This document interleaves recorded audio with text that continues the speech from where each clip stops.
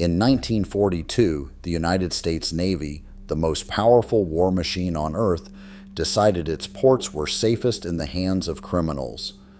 This is how a mob boss ran the New York waterfront from a prison cell and walked out with a pardon.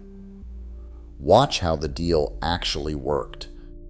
To understand any of this, you first have to understand the docks, because the docks were the whole war.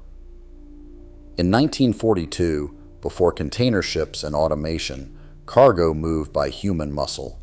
Everything a soldier needed, bullets, tanks, food, fuel, boots, was loaded by hand onto ships in a handful of major ports, and the biggest of them all was the port of New York. Thousands of longshoremen, the men who physically loaded and unloaded the ships, worked those piers every single day. If they didn't work, the war supplies didn't move. It was that simple. And here is the part the Navy found inconvenient. It did not actually control its own waterfront. Organized crime did. The mob ran the longshoremen's unions, decided who got hired for a day's work, skimmed money off nearly every crate that crossed the pier, and enforced all of it with violence. This is what mob-controlled means in practice. Not a vague criminal atmosphere, but literal operational command over who worked, who didn't, and what happened to anyone who talked. The government had badges and warrants. The mob had the actual keys. So when the Navy needed the docks secure, it faced an awkward truth. The people who ran the docks were the people it usually arrested. Then, on February 9, 1942, the problem stopped being theoretical and started being on fire. The SS Normandie was a French luxury ocean liner, one of the largest and fastest passenger ships ever built, a floating palace. When France fell to Germany, the United States seized her while she sat in New York Harbor and began converting her into a troopship, renaming her the USS Lafayette. Stripping out a luxury liner and turning it into military transport meant a lot of welding. And welding means open flames near a ship stuffed with flammable material. You can already see where this is going. A spark from a welding torch ignited a pile of life vests stuffed with flammable kapok fiber. The fire spread fast. And then the fire brigade made everything worse, not through incompetence, but through physics. They poured thousands of tons of water into the ship to fight the flames. That water had nowhere to drain, so it collected on the upper decks. The ship took roughly 6,000 tons of water from firefighting efforts before rolling onto its side in the Hudson River. A vessel does not sink from a fire so much as from becoming top-heavy with the water meant to save it. One worker died, and more than 1,500 people evacuated. By morning, one of the most important ships in the harbor was lying on her side in the mud at Pier 88, a national embarrassment visible from Manhattan. The official investigation later concluded it was an accident, a welding spark, nothing more. The public did not buy it for a second. To understand why nobody believed it was just an accident, you have to understand how badly the war was going right at that exact moment. The United States had entered the war only 2 months earlier, after Pearl Harbor, and along the Atlantic coast, German submarines, U-boats, were slaughtering American shipping. German U-boats had sunk 120 American merchant ships in the first 3 months after Pearl Harbor. These attacks were happening close enough to shore that people on beaches could sometimes see the burning ships. The country was jumpy, frightened, and convinced that enemy agents were everywhere. Naval Intelligence had a specific nightmare, and it was a reasonable one. They feared that pro-Mussolini sympathizers were hiding among the Italian immigrant dockworkers, that saboteurs could slip through the ports, and this is the detail that sounds like a movie but was a genuine fear, that American fishing boats were secretly resupplying German U-boats out at sea with fuel and food. The theory was that ex-rum runners, the smugglers put out of business when Prohibition ended, still had the boats and the discretion to do exactly that kind of quiet, illegal ferrying. So when the Normandy burned, the timing was catastrophic for the Navy's nerves. Whether or not it was sabotage almost did not matter. It proved the waterfront was vulnerable, and the Navy had no way to see inside it. Here is the core problem stated plainly. The Navy could not get information out of the docks. When federal investigators went down to the piers and started asking Italian and German dockworkers about suspicious activity, they got nothing. Silence. Not because every worker was a spy, but because the waterfront had one iron rule enforced by the mob. You do not talk to the authorities, ever, about anything. A longshoreman who cooperated with federal agents might not come home, so the entire workforce simply said nothing, and there was nothing the Navy's badges could do about it. This left Naval Intelligence with a genuinely humbling realization. The only people who could make the docks talk were the people who ran the docks. And the man at the very top of that structure was currently in a state prison, roughly 300 miles away, serving a sentence long enough to bury him. The Navy was about to go into business with him anyway. The man in question was Charles Luciano, known as Lucky Luciano, and to grasp why the Navy wanted him specifically, you need to know what he was. Luciano wasn't just a gangster, he was, functionally, the architect of the modern American Mafia.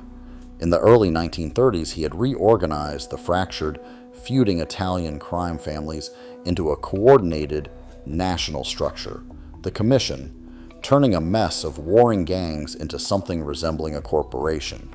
That made him the single most powerful crime figure in the country. When people say he ran the underworld, they mean he sat at the top of the organizational chart of American organized crime. And in 1936, a prosecutor named Thomas Dewey, remember that name because he is going to matter enormously, put him away. In 1936, Luciano was convicted of running a prostitution ring and sentenced to 30 to 50 years in prison. That is not a symbolic sentence. 30 to 50 years was meant to be the end of him. But here is the thing about a man who runs an organization built on loyalty and fear. Locking up the boss doesn't switch off the organization. Despite being imprisoned in 1936, Luciano's command over the underworld never entirely disappeared. His lieutenants continued to influence New York's docks, unions, and longshoremen. He was in a cell, but his words still moved men on the piers. He was a CEO working remotely, decades before that was a phrase. The Navy did not march straight to Luciano. It worked its way up the ladder, starting with the fish. In March 1942, Naval Intelligence launched the top-secret operation with the recruitment of Fulton Fish market kingpin Joseph Sox Lanza. Lanza controlled the fishing industry and the fish market, which mattered because fishing boats went out into the exact coastal waters where the Navy feared U-boats were being resupplied. Lanza agreed to furnish Union cards to agents operating undercover in the market and aboard coastal fishing fleets. In plain terms, the Navy could now put its own spies on fishing boats, disguised as ordinary workers with legitimate Union credentials so nobody would question them. But Lanza hit a wall, and he was honest about it. His authority covered the fish trade. It did not cover the entire sprawling waterfront and all its unions and ethnic factions. Lanza made the next step clear.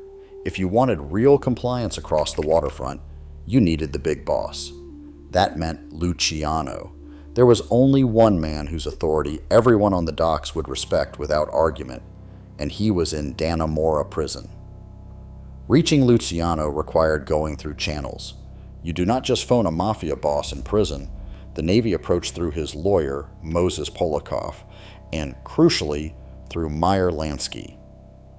Lansky is worth pausing on. He was Luciano's longtime associate and the financial brain of the organization, and being Jewish, he had every personal reason to want the Nazis defeated. With his top aide Meyer Lansky acting as an intermediary, Luciano agreed to assist the government. Lansky became the trusted go-between who could carry messages between a naval intelligence commander and an imprisoned crime lord and make both sides believe the other was serious. The state even relocated Luciano to make the arrangement practical. To facilitate the negotiations, the state of New York moved Luciano from Clinton Prison to Great Meadow Correctional Facility, which is much closer to New York City. This is a small detail with a large meaning. The government physically moved a convicted criminal to a more convenient prison so it would be easier to hold meetings with him. That is not how the justice system usually treats the man it's sentenced to 50 years. Then the actual terms were struck. Luciano guaranteed the full assistance of his organization in providing intelligence to the Navy. His capos, the mid-level bosses, would act as the Navy's eyes on the docks, watching for saboteurs and reporting anything suspicious. And there was a second, quieter promise. Luciano associate Albert Anastasia, who controlled the docks and ran Murder Incorporated, allegedly guaranteed no dock worker strikes throughout the war. Sit with who that is for a moment. Anastasia ran Murder Incorporated, the Mafia's dedicated contract killing operation, a group whose entire business was assassination. The man guaranteeing labor peace on America's most important docks was the country's most feared killer. And it worked, which is the uncomfortable part. So what did the United States get for climbing into bed with organized crime? By its own accounting, quite a lot.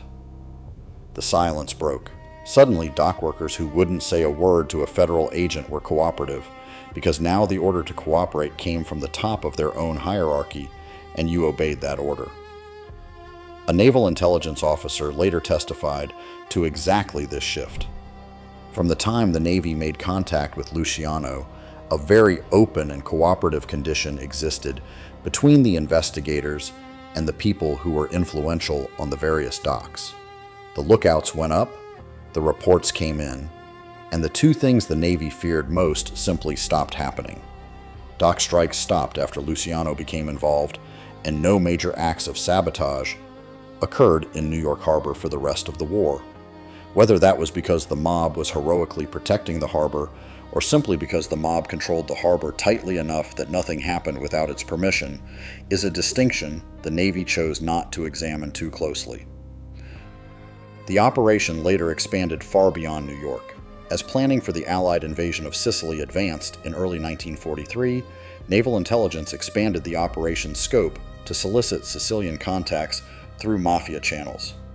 The theory was that Luciano's old world connections could produce friendly contacts on the ground in Sicily ahead of the landings.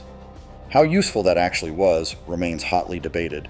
Several serious historians think the Mafia's contribution to the Sicily campaign was wildly overstated, but the New York waterfront results were real enough that the Navy kept the arrangement running through 1945. Now we arrive at the detail that turns this from a strange war story into something genuinely unsettling. Look again at how this started. The Normandie burned. That fire terrified the Navy about sabotage. That terror is what drove the Navy into the arms of the Mafia in the first place. The mob became indispensable precisely because of a disaster on the very waterfront the mob controlled. And there has always been a whisper, never proven and specifically contradicted by the official investigation, that the mob started the fire itself, that the whole thing was a demonstration. Burn one ship, prove the docks are dangerous, and make yourself the only solution to a problem you created. It is the perfect protection racket scaled up to the level of national security. We'd hate for something to happen to your nice war effort. To be clear about the evidence, the official finding was an accidental welding spark, and there is no proof the fire was deliberate. But the shape of the thing, a crisis that conveniently made the arsonist indispensable, is exactly why the rumor has never died. Sometimes a story survives not because it's proven, but because it fits the incentives a little too neatly. The mob, of course, did not do all this out of patriotism. There was an invoice, and it came due after the war. In the summer of 1945, Luciano petitioned the state of New York for executive clemency, citing his assistance to the Navy. He wanted out, and the request landed on the desk of the one man whose signature carried the most delicious irony imaginable, Thomas Dewey. The same Dewey who had prosecuted Luciano and sent him away in 1936 was now, as governor of New York, the man with the power to release him. The Navy's reaction to being asked to confirm the deal is the most telling detail in the entire affair. Naval authorities, embarrassed that they had to recruit organized crime to help the war effort, declined to confirm Luciano's claim.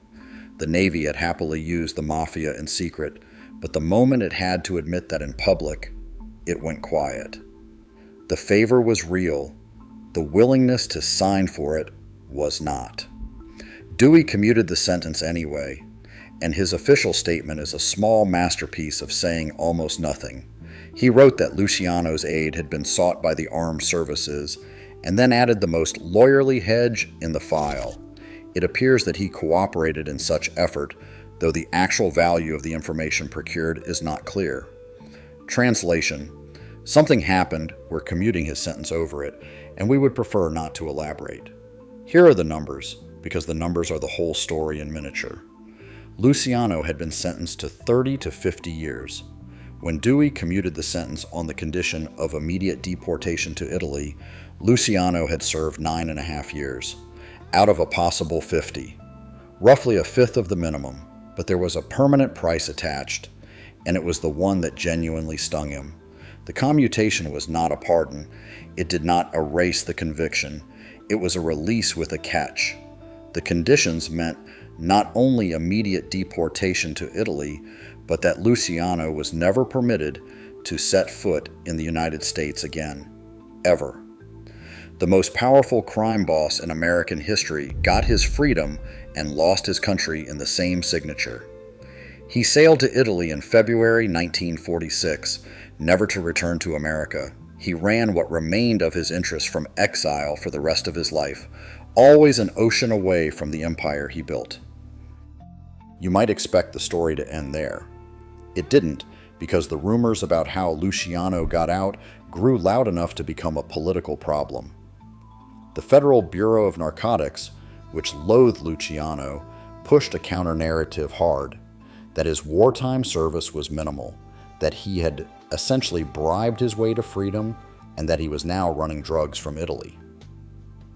These accusations circled Dewey for years, and by 1954, they had become serious enough that Dewey, now defending his own reputation, ordered a full investigation to settle the matter.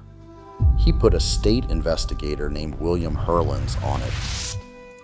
Herlens released a 2,600-page report in 1954, which offered proof of Luciano's involvement with the Navy without finding any wrongdoing by Dewey.